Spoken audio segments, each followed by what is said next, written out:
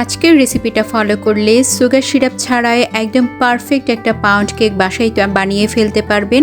আর কতটা সফট হয়েছে স্ক্রিনে দেখে বুঝতে পারছেন। হ্যালো এভরিওয়ান, আসসালামু আলাইকুম। আজকে আপনাদের সাথে প্রফেশনালভাবে জেব্রা কেকের রেসিপি শেয়ার করছি, যেটা আমরা আমাদের পেট ক্লাসে করিয়ে থাকি। তো প্রথমে আমি শুকনো উপকরণগুলো মেপে নিচ্ছি। এখানে আমি চিনি মেপে নিয়েছিলাম 100 গ্রাম, তেল মেপে নিচ্ছি 100 গ্রাম, ময়দা নিব 90 গ্রাম, কর্নফ্লাওয়ার 10 গ্রাম।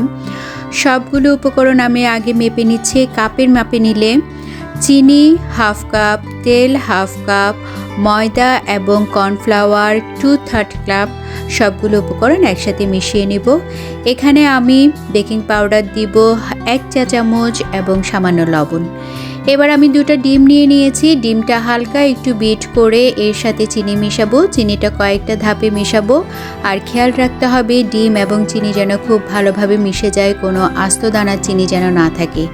এবার আমি এখানে তেল এবং স্ট্রবেরি ইমালশন দিয়ে দিয়েছি। তেল এবং স্ট্রবেরি ইমালশন দিয়ে 10 সেকেন্ডের মতো বিট করে নিব, বেশিক্ষণ বিট করব না। এবার আমি বিটারের কাঁটাটা সরিয়ে নিচ্ছি। শুকনো উপকরণগুলো দিয়ে আবার চেলে নিব।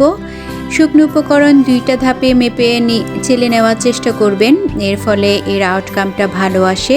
যেহেতু পাউন্ড কেক, এখানে আমাদের ফোম বসে যাওয়ার কোনো ব্যাপার নেই, সবগুলো উপকরণ একসাথে মিশিয়ে নিলে হবে। আজকের রেসিপিতে আমি স্ট্রবেরি ইমালশন ইউজ করেছি। আপনারা চাইলে আপনাদের পছন্দ মতো ইমালশন ইউজ করতে পারবেন। আর যেহেতু জেব্রা কেক করব, তাই আমি এখানে অল্প একটু বেটার সরিয়ে নিয়ে এর সাথে হাফ টেবিল চামচ কোকো পাউডার এবং হাফ চা চামচ কফি ইমালশন মিশিয়ে নিয়েছি। মিশিয়ে এবার আমরা জেব্রা ইফেক্টটা দিব। প্রথমে অল্প একটু বেটার ঢেলে নিয়ে এরপরে আরও একটু কফি বা চকলেট বেটারটা ঢালবো। কিভাবে করছি কাজটা একটু ভিডিওতে দেখে বুঝে নিতে হবে। এভাবে আপনারা যে কোনো ফ্লেভারের কেক তৈরি করতে পারেন। এখন আমি এটা চুলাতে বসিয়ে দিব।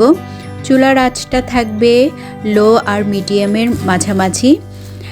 আর একটু ড্যাপ করে নিচ্ছি।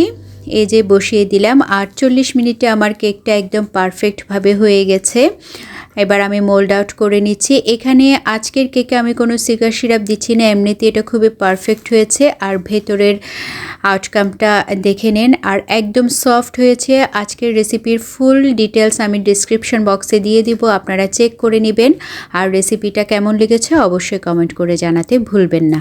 আজ এই পর্যন্তই, ভালো থাকবেন। আল্লাহ হাফেজ।